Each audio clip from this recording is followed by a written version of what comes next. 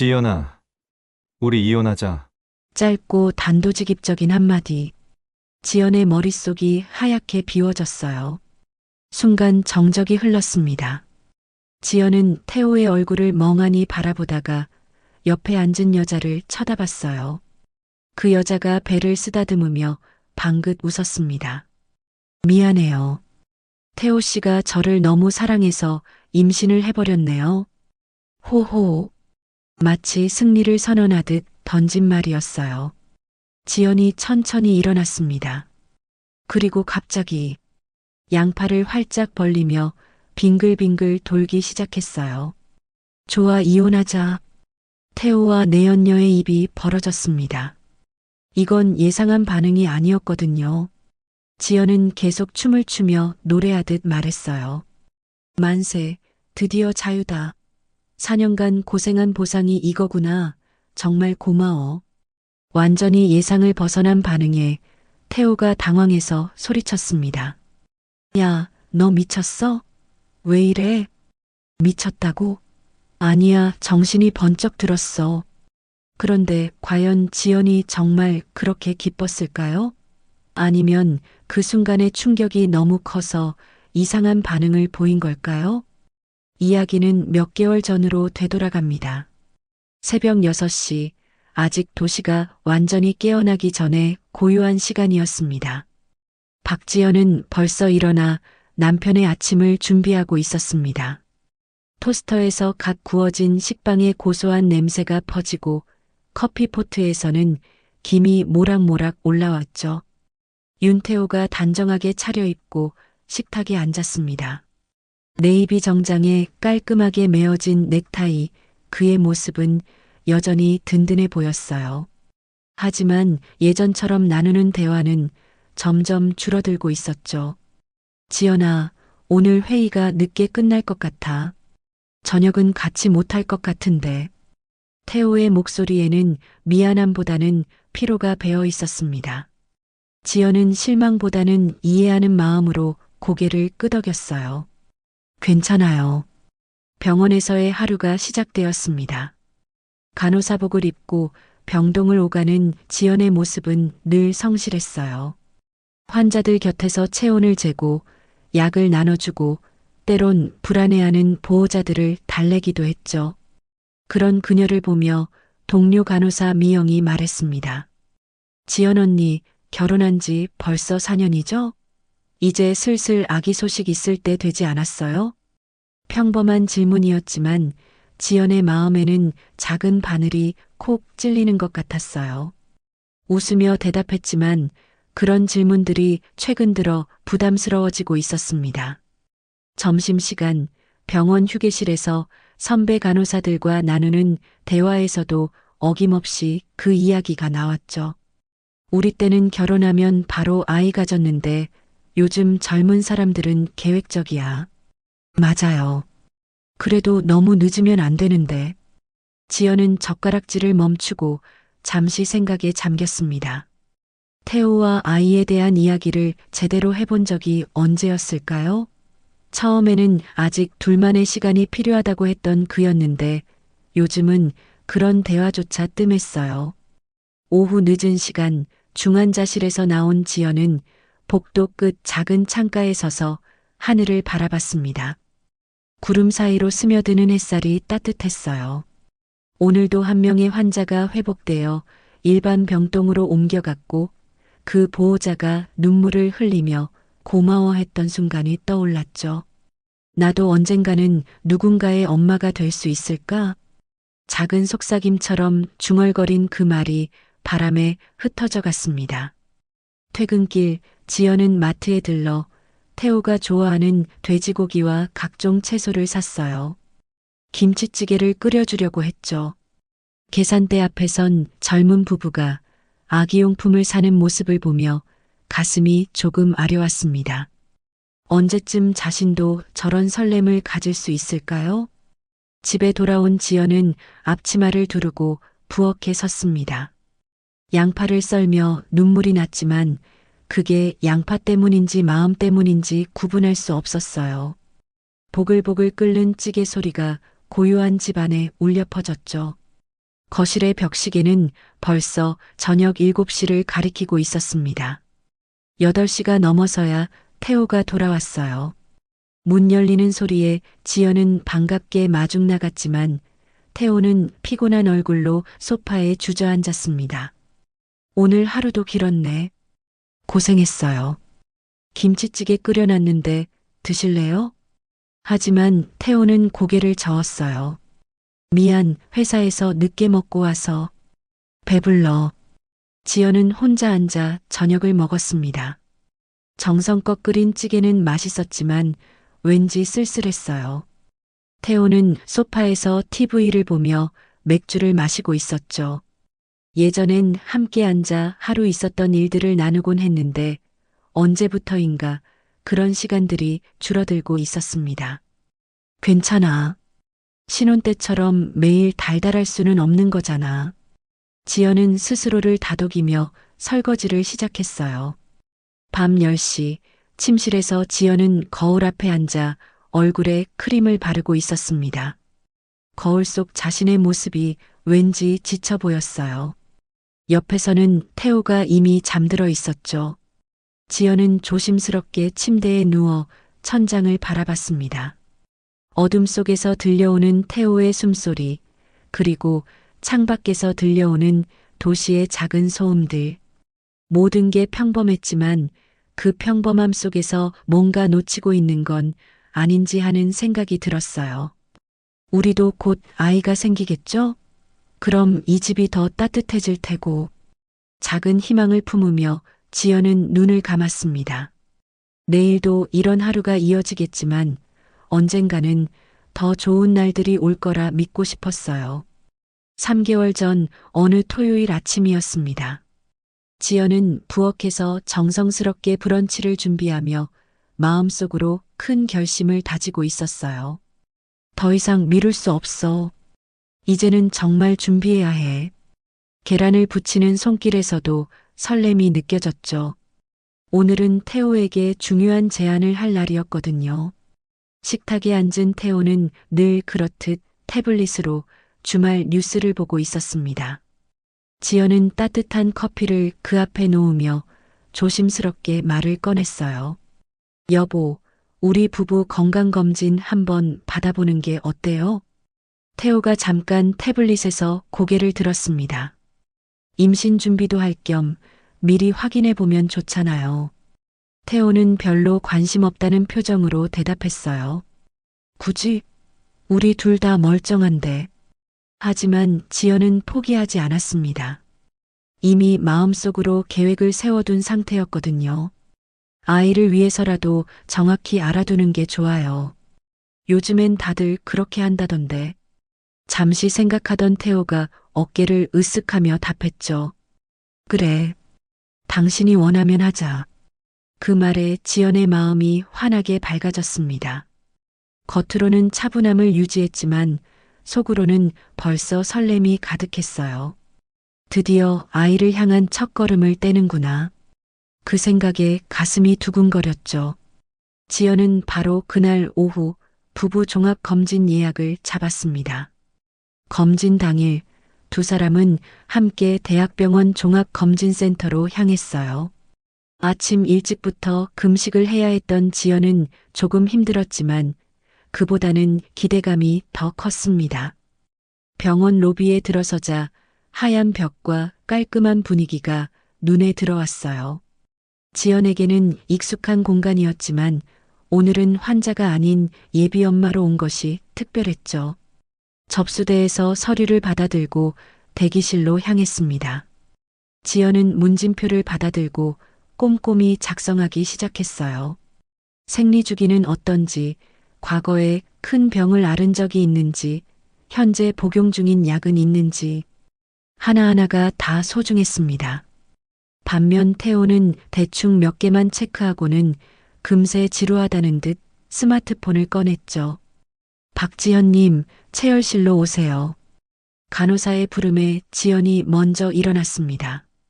체열실에 들어가서 팔을 내밀며 바늘이 들어가는 순간의 따끔함을 느꼈어요. 하지만 아프다기보다는 오히려 설렜습니다. 이 피 한 방울이 미래의 아이를 위한 첫 번째 준비라고 생각하니까요. 각종 검사실을 돌아다니며 심전도, 엑스레이, 초음파 검사를 받았습니다. 지연은 매 순간이 특별했어요.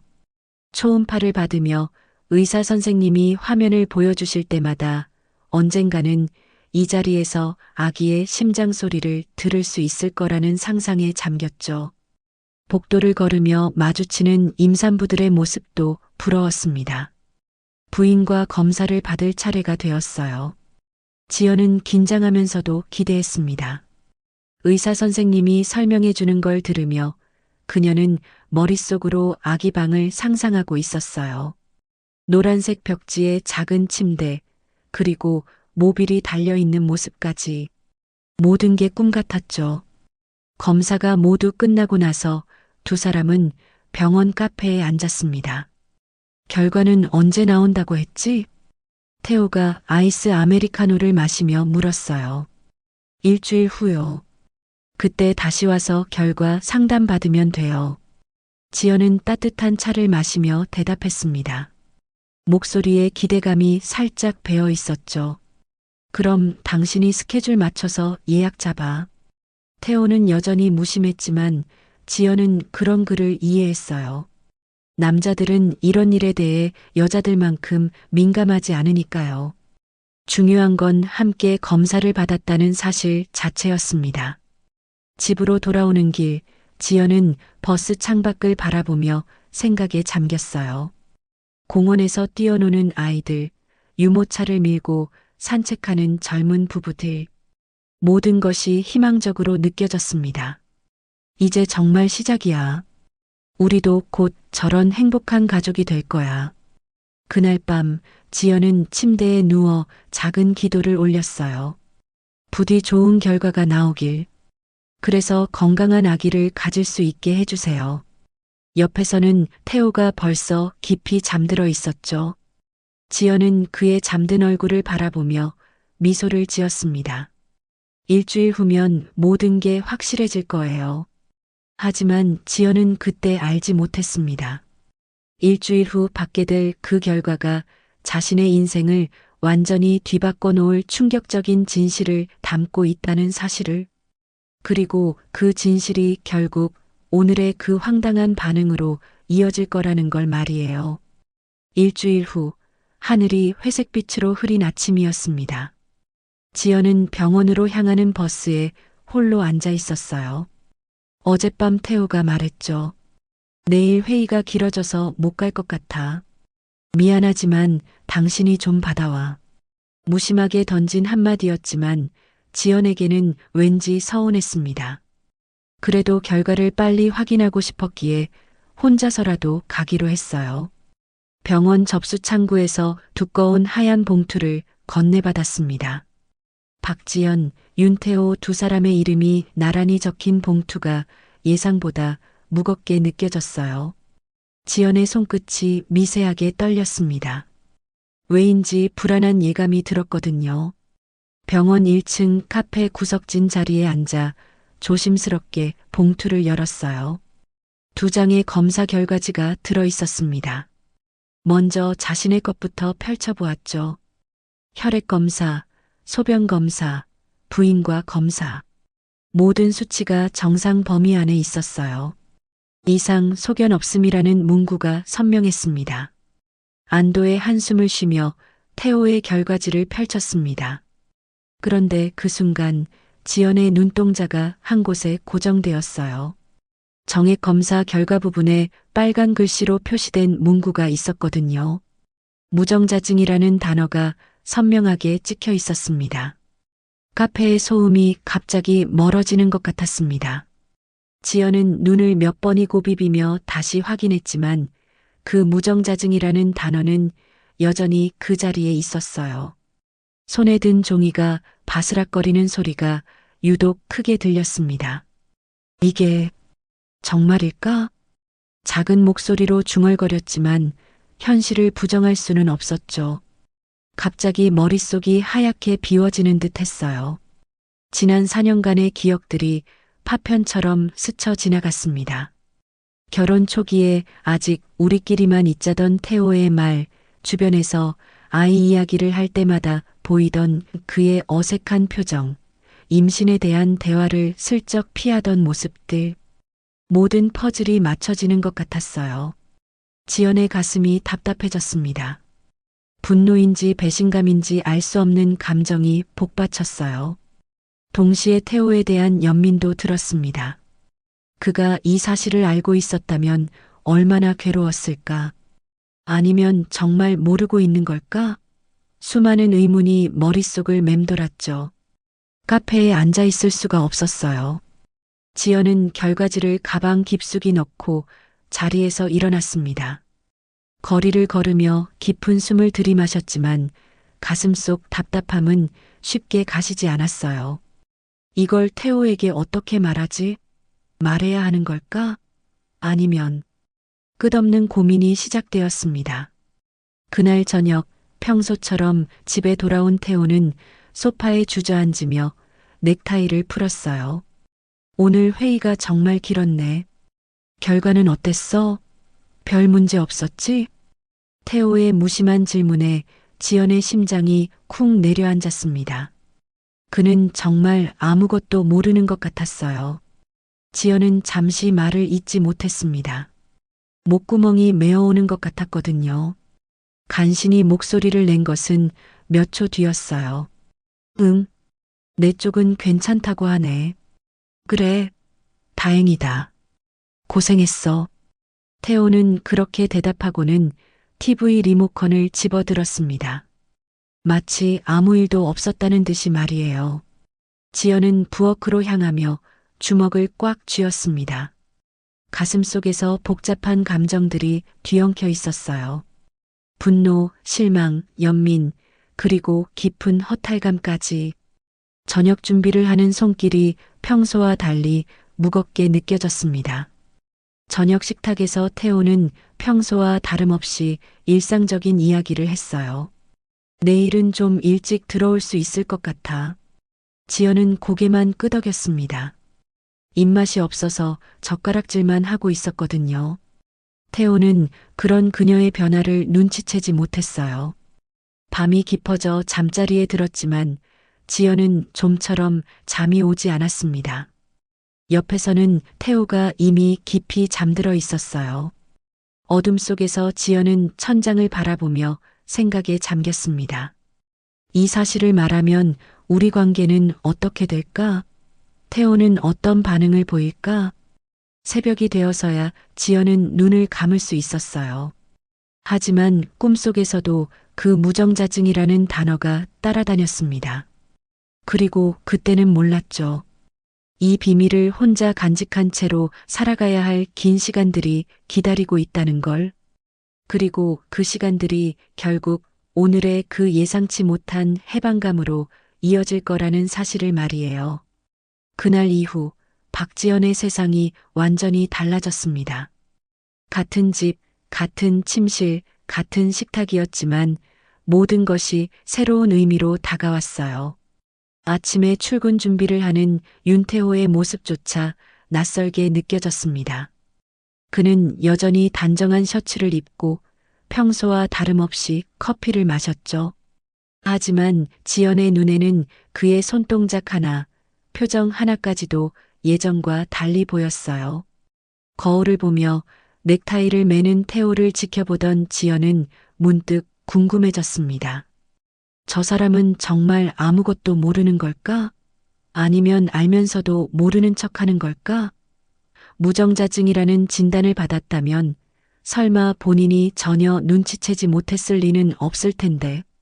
그런 생각이 머릿속을 맴돌았어요. 오늘도 늦을 것 같아. 태호가 현관에서 신발을 신으며 던진 한마디였습니다. 예전 같았으면 고생하세요라며 따뜻하게 배웅했을 텐데 지금은 그 말조차 의심스러웠어요. 정말 회사 일 때문일까? 지연은 창문 너머로 사라지는 태호의 뒷모습을 바라보며 가슴 한구석이 서늘해지는 걸 느꼈습니다. 병원 업무 중에도 지연의 마음은 복잡했어요. 환자들을 돌보면서도 머릿속에서는 끊임없이 태호에 대한 생각이 맴돌았습니다.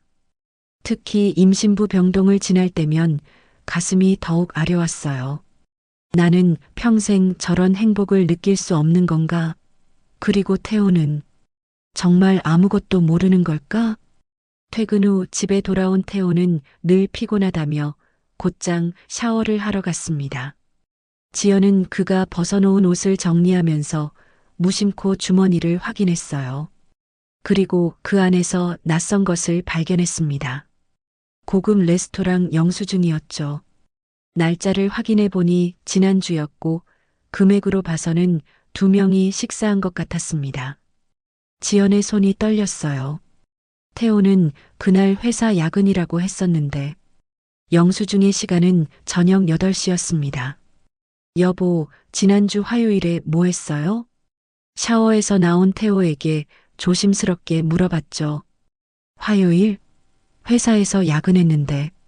몇 시까지요? 늦게까지. 왜? 태호의 대답은 여전히 무심했지만 지연에게는 그 무심함조차 의심스러웠어요. 그날 밤 지연은 잠들지 못하고 뒤척였습니다. 옆에서는 태호가 깊이 잠들어 있었어요. 어둠 속에서 그의 잠든 얼굴을 바라보며 생각했습니다. 이 사람이 나에게 거짓말을 하고 있는 걸까? 아니면 내가 너무 예민해진 걸까? 며칠 후 또 다른 단서가 나타났습니다. 지연이 빨래를 하다가 태호의 셔츠에서 낯선 향수 냄새를 맡은 거예요. 그건 분명 지연이 쓰는 향수가 아니었습니다. 미묘하고 달콤한 젊은 여성이 쓸 법한 향이었죠. 지연의 가슴이 쿵 내려앉았어요. 여보, 요즘 새로 바뀐 동료 있어요? 저녁 식사 중에 자연스럽게 물어봤습니다. 왜? 그냥 궁금해서요. 태호는 잠시 젓가락질을 멈추고 지연을 쳐다봤어요. 별로 없는데 왜 갑자기? 그의 눈빛이 순간 흔들리는 것 같았지만 금세 평상시로 돌아왔습니다. 지연의 관찰은 더욱 세밀해졌어요. 태호가 휴대폰을 보며 미소 짓는 횟수, 화장실에서 보내는 시간, 평소와 다른 말투나 행동, 모든 것이 기록되고 분석되었습니다. 그리고 하나씩 하나씩 쌓여가는 의혹들이 지연을 점점 더 깊은 혼란 속으로 밀어넣었어요. 어느 주말 아침 태호가 또 외출 준비를 했습니다. 어디 가세요? 회사에 잠깐 나가야 해. 주말에도요? 응, 급한 일이 있어서. 지연은 더 이상 묻지 않았어요. 대신 창문 너머로 나가는 태호를 지켜봤습니다. 그의 발걸음이 평소보다 가벼워 보였거든요. 홀로 남은 집에서 지연은 서재에 있는 태호의 책상을 살펴봤습니다. 별다른 건 없었지만 달력에 표시된 몇 개의 날짜가 눈에 띄었어요. 그 날짜들은 태호가 늦게 들어온 날들과 일치했습니다. 단순한 우연일까요? 지연은 그렇게 생각하고 싶지 않았어요. 병원 동료들과 점심을 먹으면서도 지연은 마음이 무거웠습니다. 언니, 요즘 왜 이래요? 표정이 안 좋은데? 후배 간호사 미영이 걱정스럽게 물었죠. 아니야, 그냥 좀 피곤해서. 하지만 지연은 정작 누구에게도 자신의 고민을 털어놓을 수 없었어요. 무정자증이라는 사실도 남편에 대한 의혹도 모두 혼자만의 비밀이어야 했으니까요. 그날 밤 태호가 샤워하는 동안 지연은 그의 휴대폰을 보고 싶은 충동을 느꼈습니다. 하지만 선을 넘을 수는 없었어요. 대신 거실 소파에 앉아 무정자증 검사 결과지를 다시 꺼내봤습니다. 그 차가운 의학 용어들이 지연의 마음을 얼어붙게 만들었죠. 이 모든 게 연결되어 있는 걸까? 지연은 혼잣말을 중얼거렸어요. 무정자증이라는 사실을 알면서도 아무 말하지 않는 태호, 점점 늦어지는 귀가 시간, 낯선 영수증과 향수 냄새, 모든 퍼즐이 하나씩 맞춰지고 있는 것 같았습니다. 침실로 돌아온 태호는 평소와 다름없이 침대에 누웠어요. 하지만 지연에게는 그 모든 일상이 연극처럼 느껴졌습니다. 진짜 태호는 어디에 있는 걸까요? 지연이 4년간 사랑했던 그 사람은 정말 존재했던 걸까요? 여보, 나 좀 이상해요? 지연이 조심스럽게 물어봤습니다. 뭐가? 요즘 자꾸 이상한 생각이 들어서. 태호는 고개를 돌려 지연을 바라봤어요. 스트레스 받지 마. 다 괜찮을 거야. 그의 위로는 따뜻했지만 지연에게는 공허하게 들렸습니다. 결국 지연은 결심했어요. 당장 모든 것을 따지지는 않겠다고. 하지만 더 이상 순진한 아내로 살지도 않겠다고. 이제부터는 한 걸음 뒤에서 태호를 지켜보며 진실이 무엇인지 천천히 밝혀나가겠다고 다짐했습니다. 이제부턴 내 눈이 달라질 거야. 진실이 뭔지 끝까지 확인해 볼 거야. 어둠 속에서 지연의 눈빛이 차갑게 빛났습니다. 그리고 그때는 몰랐죠. 그 진실을 마주하게 될 날이 생각보다 빨리 다가올 거라는 것을. 박지연의 눈은 이제 더 이상 예전의 순진한 아내의 눈이 아니었습니다. 매일 쌓여가는 작은 단서들이 그녀를 변화시키고 있었어요. 영수증 한 장, 양복에 묻은 낯선 향기, 점점 늦어지는 귀가 시간. 모든 것이 퍼즐의 조각처럼 느껴졌죠. 특히 태호가 휴대폰을 손에서 놓지 않는다는 사실을 깨달은 후부터는 그 작은 화면 속에 모든 비밀이 숨어 있다고 확신했습니다. 결정적인 순간이 찾아왔어요. 어느 금요일 밤 태호가 샤워를 하러 간 사이 지연은 그의 휴대폰을 발견했습니다. 평소 같으면 절대 하지 않았을 일이었지만 이제는 달랐어요. 손끝이 떨렸지만 멈출 수 없었죠. 화면을 켜는 순간 심장이 요동쳤습니다. 메시지 목록을 내려다보던 지연의 눈이 한 곳에 멈췄어요. 햄이라는 이름이 자주 등장하고 있었거든요. 가장 최근 메시지를 확인한 순간 지연의 세상이 무너져 내렸습니다. 오늘도 그리웠어요. 태호 씨 없으면 정말 못 살겠어요. 나도야. 빨리 만나고 싶어. 지연의 눈앞이 하얘졌어요. 무정자증 진단 결과와 함께 이 메시지들은 그녀의 가슴을 산산조각 내버렸죠. 손끝이 얼어붙은 듯한 감각이 온몸으로 퍼졌습니다. 샤워 소리가 멈추는 걸 듣고 급하게 휴대폰을 원래 자리에 놓았지만 이미 본 것은 지울 수 없었어요. 그날 밤 지연은 잠을 이루지 못했습니다. 옆에서 숨을 쉬는 태호를 바라보며 생각했어요. 이 사람이 나에게 어떤 짓을 하고 있는 거지? 4년 동안 나는 대체 뭐였던 거야? 분노와 슬픔이 교차하며 가슴을 짓눌렀죠. 다음 날 저녁 지연은 일부러 평소보다 늦게 퇴근했어요. 태호의 행동을 직접 확인하기 위해서였죠. 집에서 조금 떨어진 카페에 차를 세우고 기다렸습니다. 1시간 정도 지났을 때 익숙한 차 한 대가 집 앞에 나타났어요. 태호가 운전석에서 내렸습니다. 그리고 조수석에서 낯선 여자가 내렸어요. 긴 생머리에 세련된 원피스를 입은 젊은 여성이었습니다. 메시지 속 이름의 주인 오엠이었죠. 지연의 가슴이 쿵 내려앉았어요. 두 사람은 거리낌 없이 웃으며 현관으로 향했습니다. 태호는 지연 앞에서는 늘 피곤하다며 무표정이었는데 지금은 완전히 다른 사람처럼 환하게 웃고 있었어요. 그 여자의 어깨에 자연스럽게 손을 올리는 모습까지. 지연은 눈물이 솟구쳤지만 끝내 참아냈습니다. 그래, 이제 확실해진 거야. 지연은 차 안에서 혼잣말을 중얼거렸어요. 더 이상 의심할 필요도 확인할 필요도 없었습니다. 모든 것이 명백했거든요. 일주일 후 병원 동료로부터 충격적인 소식을 들었어요. 점심시간에 선배 간호사 김 선생님이 말했습니다. 지연아, 너희 남편 말인데 혹시 알고 있어? 뭐요? 외부에서 누군가와 만나고 있다는 얘기가. 그리고 그 여자가 임신했다는 소문까지 돌던데. 순간 지연의 몸이 굳어버렸어요. 귀가 멍해지고 주변의 모든 소리가 사라지는 듯 했죠. 무정자증인 남편이 다른 여자를 임신시켰다는 사실. 이건 상식적으로 불가능한 일이었습니다. 그야말로 이중의 배신이자 조롱 같았어요. 괜찮아? 얼굴이 하얘졌네. 선배의 걱정 어린 목소리가 들렸지만 지연은 대답할 수 없었습니다.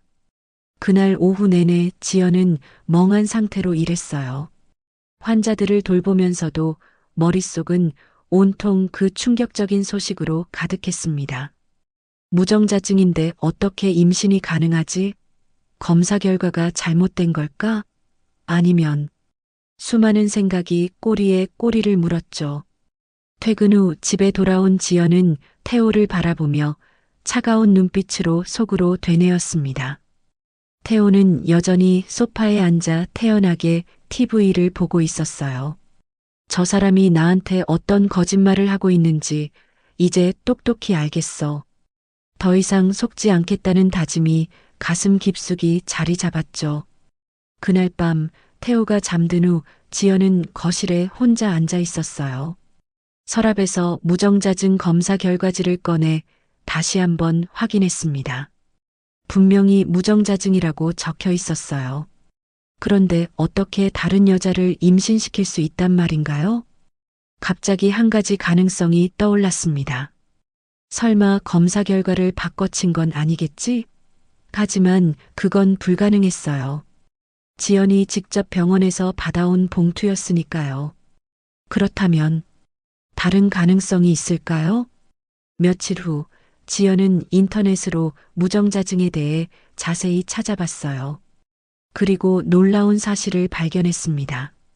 무정자증에도 여러 종류가 있고 완전히 정자가 없는 경우와 일시적인 경우가 다르다는 것이었죠.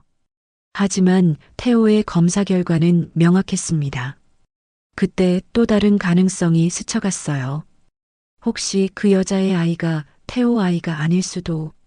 하지만 그렇다면 왜 태호는 그 여자와 만나고 있는 걸까요? 머릿속이 더욱 복잡해졌습니다. 그날 밤 침대에 누워 지연은 생각했습니다. 내일이면 모든 것이 명확해질 거예요. 태호의 거짓말이 무엇인지, 그 여자가 누구인지, 그리고 자신의 인생이 어떻게 될지. 가슴속에서 치밀어 오르는 분노는 이제 참을 수 없을 만큼 뜨거웠습니다. 네가 나한테 어떤 짓을 했는지 반드시 밝혀낼 거야. 지연의 눈빛에는 더 이상 흔들림이 없었어요. 순진했던 아내는 사라지고 진실을 추적하는 한 명의 여자만이 남아 있었습니다. 그리고 그 진실을 마주하는 순간이 곧 다가올 것이라는 걸 직감했죠. 박지연은 모든 진실을 알게 되었지만 바로 폭발하지 않았습니다. 차가운 분노를 가슴 깊숙이 묻어둔 채 오히려 평소보다 더 차분한 미소를 지었어요. 윤태호가 눈치채지 못하도록 하는 계산된 태도였죠. 거울 앞에서 연습한 그 미소는 완벽했습니다. 지금은 네가 웃고 있지만 언젠가는 그 웃음이 비명으로 바뀔 거야. 집안에서 지연은 여전히 완벽한 아내였어요. 아침에 커피를 끓여주고 저녁에는 따뜻한 식사를 준비했습니다. 태호가 늦게 들어와도 고생했어요라며 자연스럽게 맞아줬죠. 태호는 그런 지연을 보며 점점 안심하는 것 같았어요. 자신의 비밀이 완벽히 숨겨져 있다고 착각하면서 말이에요. 지연은 그런 태호의 표정을 관찰하며 속으로 비웃었습니다. 좋아, 계속 방심해. 그게 네 무덤이 될 테니까. 태호가 휴대폰을 보며 미소를 짓는 모습도 샤워할 때 콧노래를 부르는 소리도 모든 것이 증거였어요. 지연은 그 모든 순간들을 마음속 기록장에 새겨두었습니다. 본격적인 증거 수집이 시작되었어요. 지연은 태호가 출근한 후 집안을 샅샅이 뒤졌습니다. 쓰레기통에서 발견한 영수증들, 양복 주머니에 묻은 립스틱 자국, 차에서 나는 낯선 향수 냄새까지 작은 단서 하나하나가 차곡차곡 쌓여갔어요. 특히 카드 사용 내역은 보물창고 같았습니다. 고급 레스토랑, 호텔, 보석상, 태호의 발자취가 명확하게 드러났어요. 지연은 각각의 영수증을 날짜별로 정리하며 패턴을 분석했습니다. 매주 화요일과 금요일 거의 정기적으로 같은 곳들을 방문하고 있었거든요. 병원에서도 틈틈이 준비했어요. 점심시간에는 법무법인에 전화해서 상담 예약을 잡았습니다. 퇴근 후에는 변호사 사무실을 찾아갔죠. 이혼 소송에서 승리하려면 결정적인 증거가 필요합니다. 외도 현장을 직접 목격하거나 명백한 물적 증거를 확보하세요. 변호사의 조언은 명확했어요. 재산 분할도 미리 준비해 두는 게 좋겠네요. 부동산, 예금, 투자 내역 모두 정리해서 가져오세요.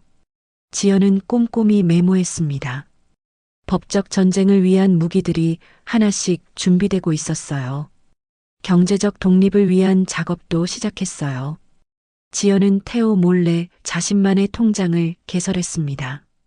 매달 받는 간호사 월급의 일부를 조금씩 이 계좌로 옮겼어요. 보험금 수익자도 조용히 변경했죠.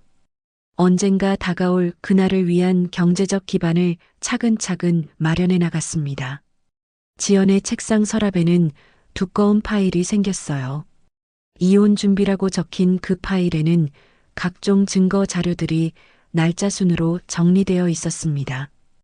카드 영수증, 통화 내역서, 사진들. 마치 수사 파일 같았죠.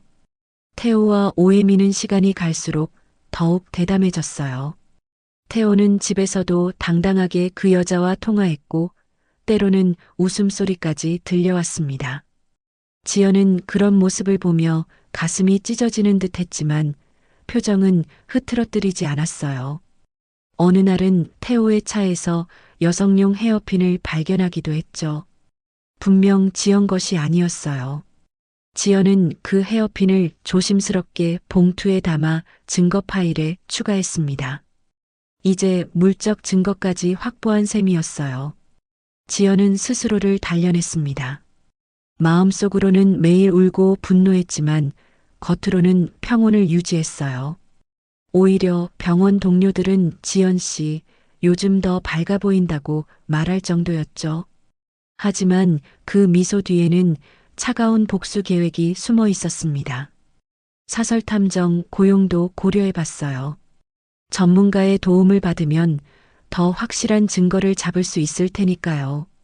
인터넷으로 몇 군데 업체를 알아보며 견적을 문의했습니다. 비용이 만만치 않았지만 완벽한 승리를 위해서는 필요한 투자라고 생각했어요. 어느 날 저녁 태호가 무심히 물었습니다. 요즘 왜 이렇게 차분해 보여? 뭔가 좋은 일 있어? 지연은 부드러운 미소를 지으며 대답했어요. 그냥 제가 하고 싶은 일들을 하나씩 정리하고 있어요. 태호는 고개를 끄덕이며 다시 TV로 시선을 돌렸습니다. 지연은 그 옆모습을 바라보며 속으로 중얼거렸어요. 그래, 지금은 모르는 게 약이겠지. 하지만 진실을 마주할 때가 오면 이미 늦을 거야. 지연의 수첩에는 빼곡한 계획들이 적혀 있었어요. 사설 탐정 고용, 결정적 현장 증거 확보, 재산 분할 소송 준비, 새 직장 알아보기. 그 노트는 단순한 메모가 아니라 태호와 오해미를 향한 정교한 시나리오였습니다. 특히 타이밍을 재는 것이 중요했어요. 너무 성급하게 움직이면 증거를 인멸당할 수 있고 너무 늦으면 상황이 더 복잡해질 수 있었거든요. 지연은 최적의 순간을 기다리며 모든 것을 준비해 나갔습니다. 밤마다 침실에서 태호가 잠든 후 지연은 창밖을 바라보며 다짐했어요. 나는 더 이상 속아주지 않을 거야. 이제부터는 내가 게임의 룰을 정하는 거야. 달빛이 그녀의 차가운 표정을 비추고 있었습니다. 지연의 변화는 내면에서부터 시작되었어요. 예전에 순진하고 믿기 좋아했던 아내는 사라지고 냉철하고 계산적인 여자가 그 자리를 차지했습니다. 사랑으로 시작된 결혼이 복수로 끝날 것이라는 확신이 그녀를 지배했어요. 파일 정리를 마친 지연은 마지막으로 거울을 봤습니다. 거기에는 더 이상 상처받은 아내가 아닌 자신의 운명을 스스로 결정하려는 강인한 여성이 서 있었어요. 곧 모든 게 끝날 거야. 그리고 그때가 되면 누가 진짜 승자인지 알게 될 거야. 지연의 눈빛에서 더 이상 흔들림을 찾을 수 없었습니다. 그날 저녁 야근을 마치고 돌아온 지연이 현관문을 열자 거실에서 들려오는 낯선 여자 웃음소리가 귀를 때렸어요. 심장이 쿵 내려앉았지만 지연은 침착하게 현관에서 신발을 벗었습니다. 이미 예상했던 순간이었거든요. 거실로 들어서자 소파에 앉아 있는 두 사람이 눈에 들어왔어요. 윤태호와 그 여자 오엠이었습니다. 그녀는 배가 볼록 나온 상태로 당당하게 앉아 있었죠. 마치 이 집의 안주인이라도 된 것처럼요. 지연은 멈춰서서 두 사람을 바라봤습니다. 태호가 일어서며 차갑고 직설적으로 말했어요. 지연아, 앉아. 할 말이 있어. 지연이 기계적으로 맞은편 의자에 앉자 태호는 망설임 없이 폭탄을 터뜨렸습니다. 우리 이혼하자. 짧고 단호한 그리고 잔인한 한마디였어요. 순간 거실에 정적이 흘렀습니다. 지연은 태호의 얼굴을 멍하니 바라보다가 천천히 오해미를 쳐다봤어요. 그 여자는 배를 쓰다듬으며 방긋 웃었습니다. 미안해요. 태호 씨가 저를 너무 사랑해서 임신을 해버렸네요. 호호. 승리자의 여유로움이 묻어나는 거만한 웃음이었어요. 마치 지연을 철저히 무너뜨리려는 듯한 말투였죠. 지연은 천천히 자리에서 일어났습니다. 태호와 오해미는 그녀가 울부짖거나 분노에 휩싸일 거라 예상했겠지만 지연의 반응은 완전히 달랐어요. 갑자기 양팔을 활짝 벌리더니 거실을 빙글빙글 돌기 시작한 거예요. 좋아, 이혼하자. 지연의 목소리는 노래하듯 가볍고 해방감으로 넘쳐났습니다. 그녀는 마치 세상에서 가장 기쁜 소식을 들은 것처럼 춤을 추며 돌아다녔어요. 치마가 펄럭이고 머리카락이 바람에 날렸죠. 태호와 오해미의 입이 동시에 벌어졌어요. 이건 결코 예상하지 못한 반응이었거든요. 지연이 무너지고 애원할 거라 생각했던 그들의 계산이 완전히 틀어진 순간이었습니다. 지연은 춤을 멈추지 않고 계속 외쳤어요. 만세, 드디어 자유다. 4년간 고생한 보상이 이거구나. 정말 고마워. 그녀의 얼굴은 환한 미소로 가득했고 팔과 다리가 공중을 가르며 마치 발레리나처럼 우아한 춤사위를 그렸습니다. 태호는 얼굴이 붉게 달아오르며 소리쳤어요. 야, 너 미쳤어? 왜 이래? 하지만 지연은 춤을 멈추지 않은 채 더욱 크게 외쳤습니다. 미쳤다고? 아니야, 정신이 번쩍 들었어. 하지만 그 웃음과 춤의 이면에는 전혀 다른 감정이 숨어 있었어요. 지연의 내면은 차갑게 가라앉아 있었습니다. 그래, 너희 둘이 이겼다고 생각하겠지. 하지만 이건 내 연극의 일부일 뿐이야. 겉으로는 광란의 기쁨을 표현하고 있었지만 마음속에는 이미 치밀한 계산과 전략이 돌아가고 있었어요. 잠시 후 지연은 춤을 멈추고 소파에 털썩 앉았습니다. 거친 숨을 고르더니 두 손으로 얼굴을 감싸며 웃었어요. 아, 정말 속이 다 시원하네요. 이렇게 깔끔하게 정리될 줄 몰랐어요. 지연은 차분한 목소리로 이어갔습니다. 좋아요. 그렇게 원한다면 도장 찍어줄게요. 더 이상 붙잡지도 않을 거고요. 태호와 오해미는 서로 눈빛을 주고받으며 안도의 미소를 지었어요. 생각보다 일이 쉽게 풀린다고 느꼈을 거예요. 오해미가 더욱 당당해졌습니다. 현명한 선택이에요. 이미 모든 게 끝난 상황에서 악착같이 버티는 것보다는. 지연은 그 말을 들으며 속으로 냉소했어요. 계속 그렇게 생각해. 그게 너희에게 독이 될 테니까. 그럼 축하드려요. 두 분 정말 잘 어울리는 것 같아요. 지연의 말에 태호는 미묘하게 당황한 표정을 보였지만 오혜미는 만족스러워했어요. 지연의 반응이 자신들에게 유리하다고 판단한 거죠. 지연은 계속 웃으며 생각했어요. 진짜 무대는 아직 시작도 안 했는데 이렇게 쉽게 속아 넘어가다니. 태호의 무정자증, 수집한 모든 증거들, 그리고 법적 준비까지. 진짜 게임은 이제부터였거든요. 그럼 저는 짐 정리하고 나갈게요. 서로 얼굴 붉히지 말고 깔끔하게 정리해요. 지연이 일어서자 태호가 말했어요. 응, 그렇게 하자. 변호사는 내가 알아서 할 테니까. 네, 감사해요. 지연의 대답은 너무도 순수했어요. 지연이 방으로 들어간 후 거실에는 태호와 오혜미만 남았어요. 두 사람은 서로를 바라보며 믿을 수 없다는 표정을 지었습니다. 이렇게 쉬울 줄 몰랐어요. 오혜미가 배를 쓰다듬으며 말했죠. 그러게. 좀 이상하긴 한데. 태호도 어딘지 석연치 않다는 표정이었어요. 침실에서 지연은 거울 앞에 앉아 자신을 바라봤어요. 아까까지의 광란의 기쁨은 온데간데였고 차가운 눈빛만이 남아 있었습니다. 연기 한번 잘했네. 작은 목소리로 중얼거린 후 서랍에서 두꺼운 파일을 꺼냈어요. 이혼 준비라고 적힌 그 파일에는 모든 증거들이 정리되어 있었죠. 지연은 파일을 넘기며 생각했어요. 이제 진짜 시작이야. 무정자증인 네가 어떻게 그 여자를 임신시켰는지 모든 진실을 밝혀낼 거야. 웃을 수 있는 건 잠시뿐이라는 걸 곧 알게 될 거야. 내가 진짜 원하는 무대는 아직 시작도 안 했어. 지연의 눈빛에는 더 이상 흔들림이 없었어요. 오늘의 연기는 단순한 충동이 아니라 완벽히 계산된 전략의 첫 번째 수였습니다. 태호와 오혜미가 방심하게 만든 오늘의 연기가 결국 그들을 무너뜨릴 가장 강력한 무기가 될 거라는 걸 그들은 아직 몰랐어요. 이혼은 끝이 아니라 시작이야. 진정한 승부는 이제부터인 거야. 지연의 입가에 차가운 미소가 번졌습니다. 내일부터 시작될 진짜 전쟁을 위해 오늘의 완벽한 연기는 끝났어요. 그리고 그 연기는 대성공이었죠. 2년이 흘렀습니다.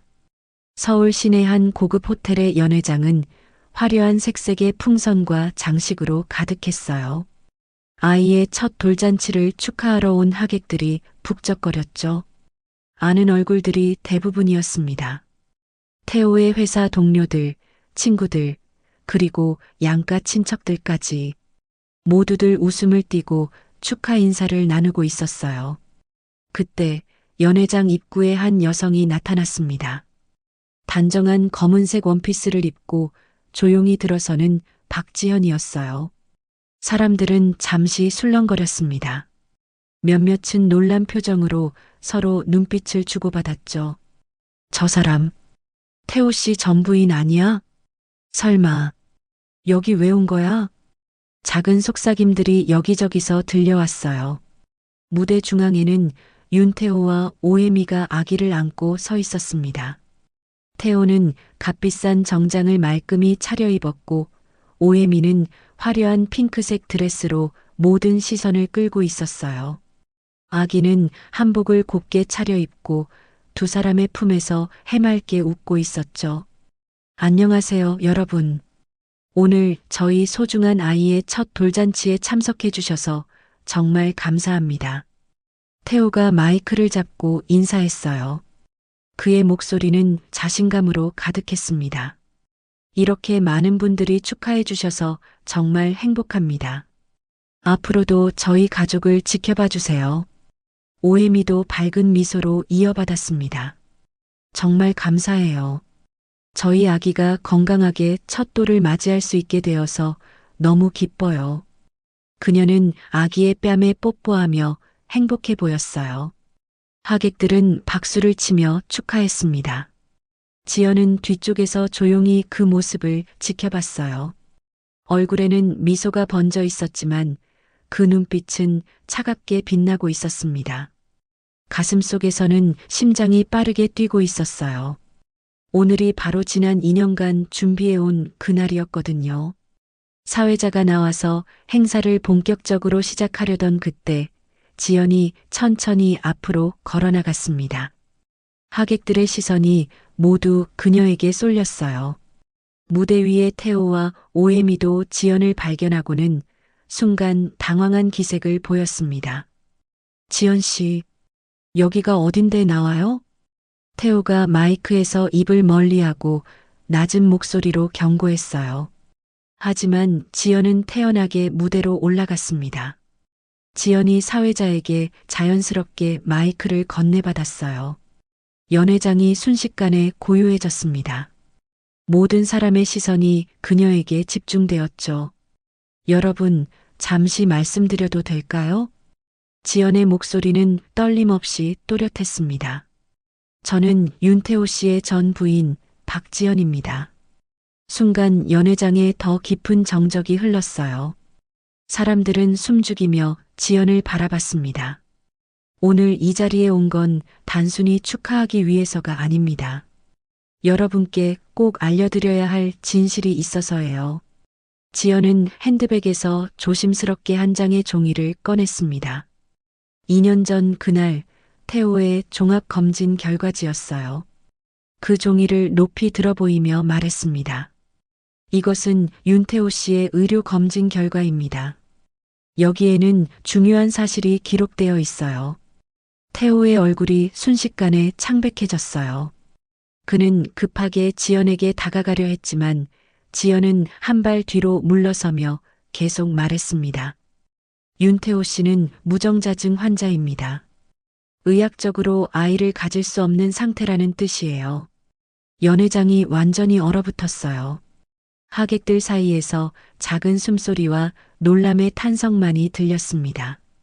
오해미는 아기를 꼭 안고 뒤로 물러섰고 그녀의 얼굴은 핏기가 싹 가셨어요. 지연은 한 발 더 나아가며 결정타를 날렸습니다. 그런데 이 아이가 태어났습니다. 무정자증인 남자가 어떻게 아이의 아버지가 될 수 있을까요?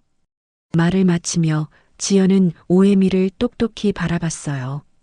하객들 사이에서 충격의 웅성거림이 터져 나왔습니다. 말도 안 돼. 그럼 저 아이는 누구 아이야? 세상에 어떻게 이런 일이. 그래서 이혼한 거구나. 속삭임들이 연회장을 가득 메웠어요. 태호는 얼굴이 불그락푸르락하며 마이크를 빼앗으려 했습니다. 당신 지금 뭐 하는 거야? 여기서 나가. 하지만 지연은 마이크를 놓지 않고 마지막 말을 이어갔어요. 진실은 숨길 수 없습니다. 의학은 거짓말을 하지 않아요. 지연의 목소리는 연회장 구석구석까지 울려 퍼졌습니다. 여러분이 오늘 축하하고 계신 이 아이의 진짜 아버지가 누구인지 이제 모두 짐작하실 수 있을 거예요. 연회장은 완전한 혼돈에 빠졌어요. 몇몇 하객들은 자리에서 일어나 나가기 시작했고 어떤 이들은 휴대폰으로 사진을 찍기 시작했습니다. 태호의 회사 동료들과 친척들은 충격에 빠진 채 서로를 바라봤어요. 오해미가 떨리는 목소리로 외쳤습니다. 거짓말이에요. 이 여자가 거짓말하는 거예요. 하지만 지연이 내민 의료 결과지 앞에서 그 어떤 변명도 무력했어요. 지연은 차분하게 마이크를 내려놓았습니다. 저는 제가 해야 할 말을 모두 마쳤습니다. 진실 앞에서는 그 누구도 숨을 수 없어요. 그녀의 표정은 마치 무거운 짐을 모두 내려놓은 것처럼 평온했어요. 지연이 무대에서 내려와 연회장을 나서려 하자 태호가 뒤쫓아왔습니다. 지연아, 잠깐만, 이게 무슨... 하지만 지연은 뒤돌아보지도 않고 말했어요. 이제 끝났어요. 저는 할 말 다 했으니까. 연회장 밖으로 나선 지연은 깊은 숨을 들이마셨습니다. 2년 동안 가슴속에 담아뒀던 모든 것이 드디어 해결된 기분이었어요. 뒤에서는 여전히 소란스러운 목소리들이 들려왔지만 그녀에게는 더 이상 상관없는 일이었습니다. 택시에 올라탄 지연은 창밖을 바라보며 조용히 미소 지었어요. 끝났다. 그리고 나는 이제 진짜로 다시 시작할 수 있어. 차가운 겨울 공기가 창문을 스쳤지만 지연의 마음은 그 어느 때보다 따뜻했습니다. 호텔 연회장에는 여전히 혼란이 지속되고 있었어요. 하객들은 하나둘씩 자리를 뜨기 시작했고 태호와 오해미는 무너진 축제 한가운데 홀로 남겨졌습니다. 그들의 사회적 지위와 관계는 단 몇 분 만에 완전히 무너져 버렸어요.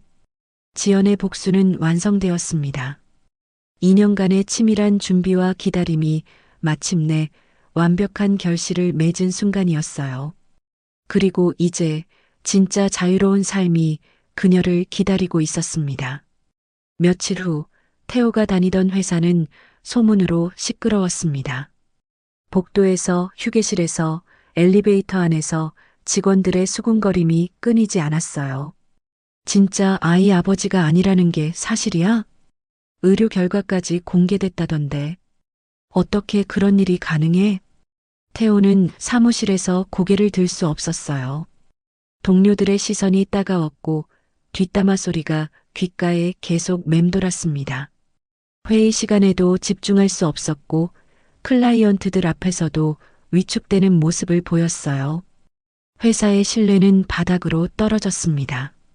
결국 일주일 후 인사팀장이 태호를 불렀어요. 태호 씨, 회사 이미지에 심각한 타격이 있었습니다. 이번 달 말로 사직하는 게 어떨까요? 그것은 권유가 아닌 통보였어요. 태호는 아무 말도 할 수 없었습니다. 오해미의 상황도 마찬가지였어요. 돌잔치에 참석했던 지인들은 하나둘 연락을 끊기 시작했습니다. 평소에 친하게 지내던 맘카페에서도 그녀는 따돌림을 당했어요. 아이를 데리고 나가기도 부담스러워졌죠. 언니 미안한데 요즘 좀 바빠서 만나기 어려울 것 같아. 아, 혜미야. 나도 집안일이 많아서. 친구들의 차가운 반응에 오해미는 점점 고립되어 갔어요. 예전에는 부러워했던 사람들이 이제는 피하기 바쁜 존재가 되어버렸습니다. 태호와 오해미의 관계도 급격히 악화되었어요. 집안 분위기는 날로 험악해졌습니다. 사소한 일에도 서로 신경질을 부렸고 아이 돌보는 문제로도 자주 다퉜어요. 도대체 그 아이가 누구 아이야? 태호가 불그락푸르락하며 소리쳤습니다. 나는 분명 내 아이라고 생각했는데 무정자증이라니. 그럼 네가 다른 남자랑. 오해미는 당황하며 고개를 저었어요. 나도 당신 아이인 줄 알았어. 정말이야. 나도 그런 병이 있는 줄 몰랐잖아. 그럼 다른 남자와 관계를 가진 적이 있다는 거잖아. 태호의 목소리는 점점 높아졌습니다. 오해미도 울먹이며 대답했어요. 그때 친구들이랑 클럽에 갔을 때 술을 너무 많이 마셔서 정신이 없었어. 정말 기억도 잘 안 나고 당신이랑 만나던 시기랑 비슷해서 당연히 당신 아이인 줄 알았다고. 집안은 전쟁터가 되었습니다. 아이의 울음소리조차 그들의 고함 소리를 잠재울 수 없었어요. 처음에는 서로를 믿고 사랑한다고 생각했던 두 사람이었지만 위기가 닥치자 남은 건 의심과 원망뿐이었습니다. 그럼 그 아이 친아버지가 누구인지도 모른다는 거야?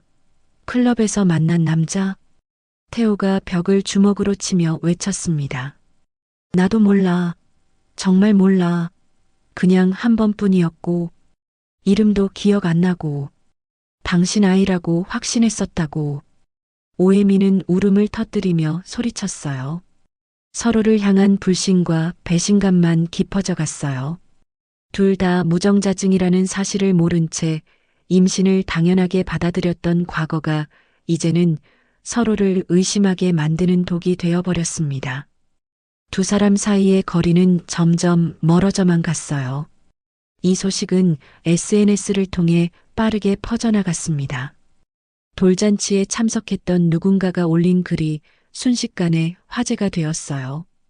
댓글에는 비난과 조롱이 쏟아졌습니다. 세상에 이런 일이, 불륜도 모자라 속임수까지, 아이가 불쌍하다. 태호와 오예미는 외출하기도 두려워했어요. 동네에서 만나는 사람들의 시선이 따갑고 뒤에서 수군거리는 소리가 들려왔거든요. 예전엔 당당하게 걸어다니던 그들이 이제는 고개를 숙이고 다녔습니다. 친척들도 하나둘 등을 돌렸어요. 명절 때 만나던 가족 모임에서도 그들은 초대받지 못했습니다. 화려했던 돌잔치가 오히려 그들의 몰락을 알리는 신호탄이 된 셈이었죠. 멀리서 이 모든 상황을 지켜보는 박지연의 마음은 이상하리만큼 차분했어요. 병원에서 일하며 평범한 일상을 보내는 그녀에게는 더 이상 분노나 원망이 끓어오르지 않았습니다. 오히려 묘한 해방감이 가슴을 가득 채우고 있었어요. 어느 날 저녁 퇴근길에 지연은 공원 벤치에 앉아 생각했습니다. 이제 됐다. 내가 할 수 있는 건 다 했어. 그녀의 입술에는 오랜만에 진심 어린 미소가 번졌어요. 하늘에는 별들이 총총히 떠오르기 시작했습니다. 지연은 고개를 들어 그 별들을 바라보며 속으로 중얼거렸어요. 진실은 결국 드러나게 되어 있어. 누가 뭐래도 나는 끝까지 견뎌냈고 끝내 이겨냈다. 공원을 산책하는 연인들, 아이들과 놀아주는 부모들, 강아지와 함께 뛰어노는 가족들. 모든 게 평화롭고 아름다워 보였어요.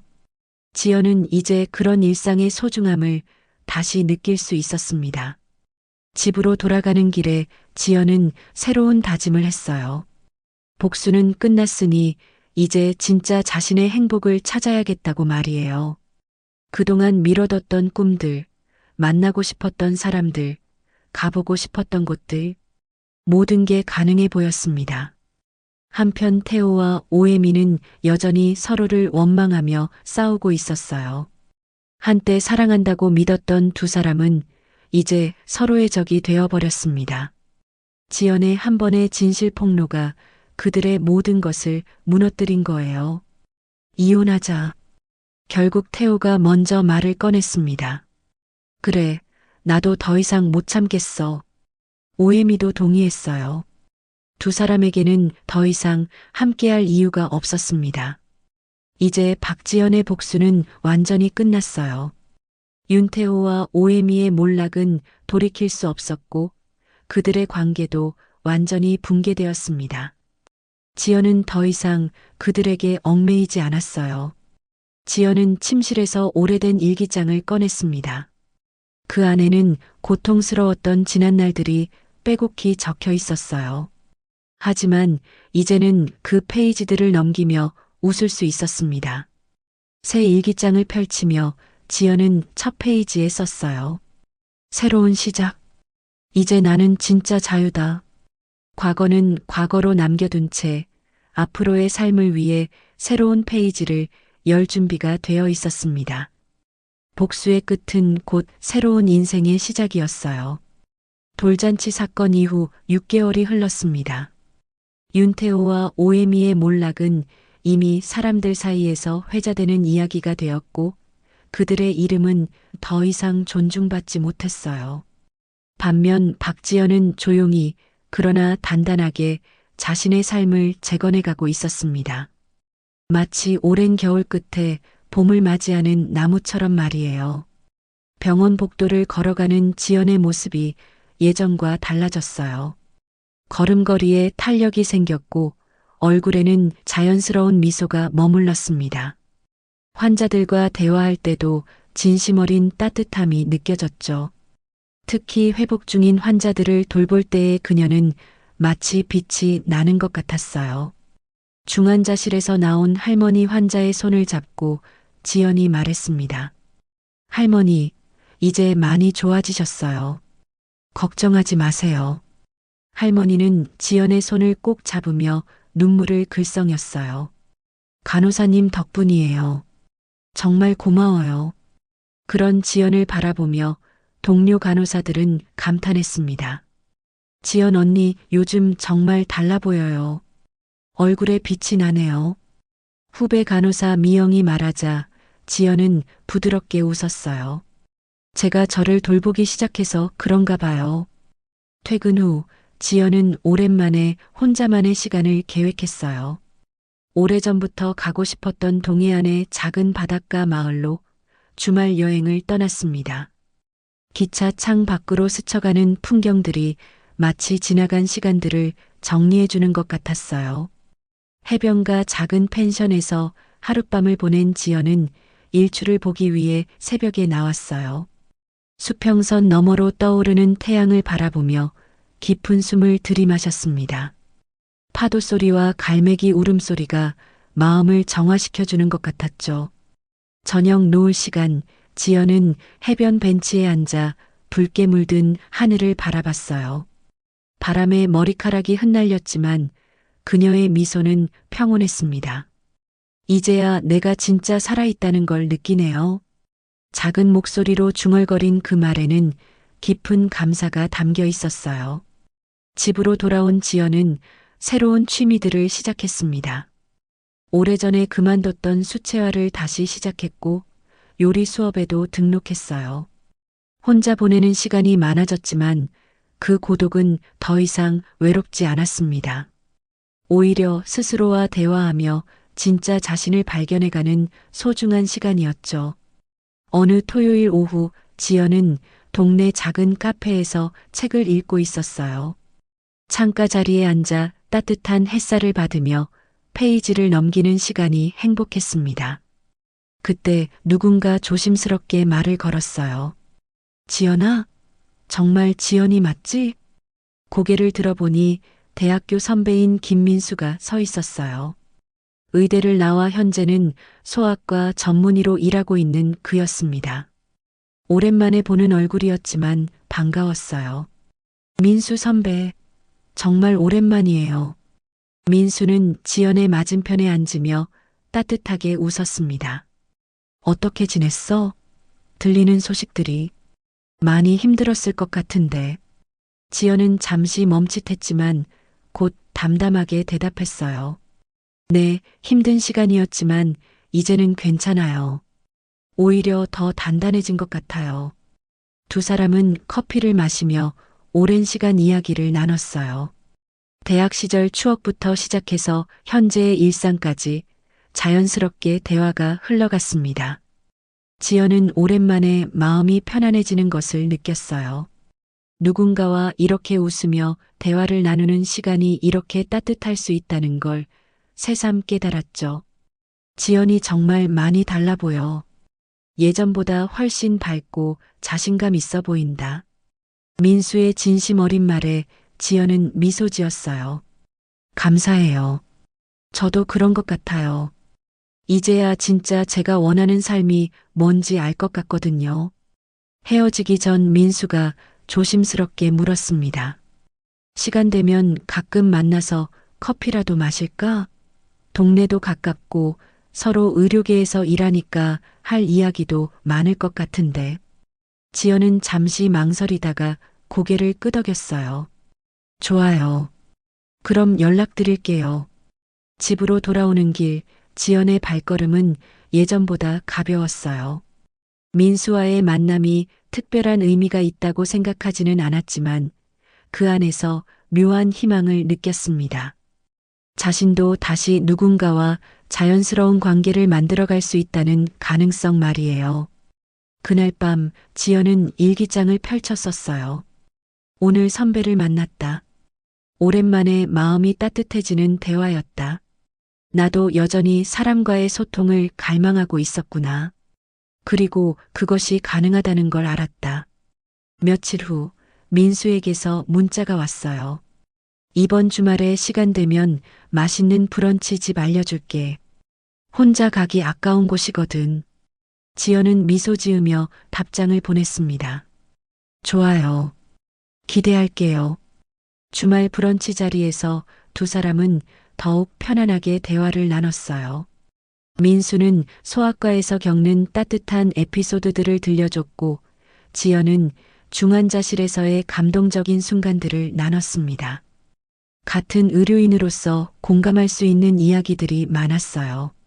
지연이는 정말 환자들을 따뜻하게 대하는 것 같아. 그런 간호사를 만나는 환자들은 행복할 거야.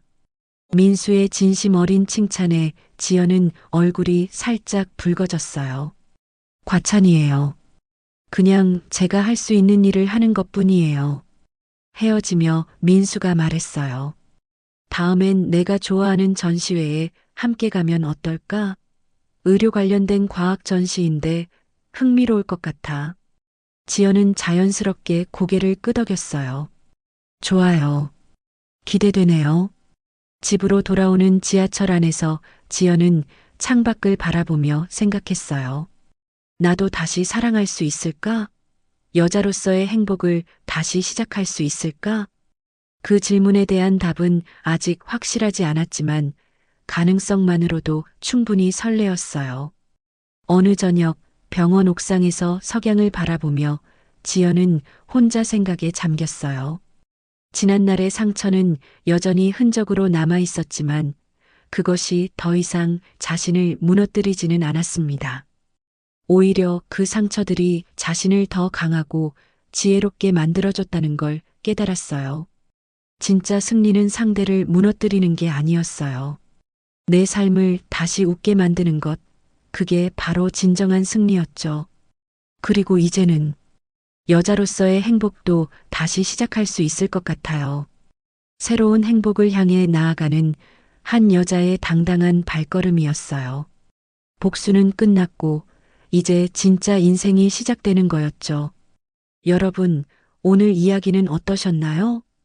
댓글로 여러분의 감상을 나눠주세요. 시청해주신 여러분의 이야기도 듣고 싶어요. 그리고 이 이야기가 재밌으셨다면 구독과 좋아요 부탁드려요. 오늘도 시청해주셔서 감사합니다.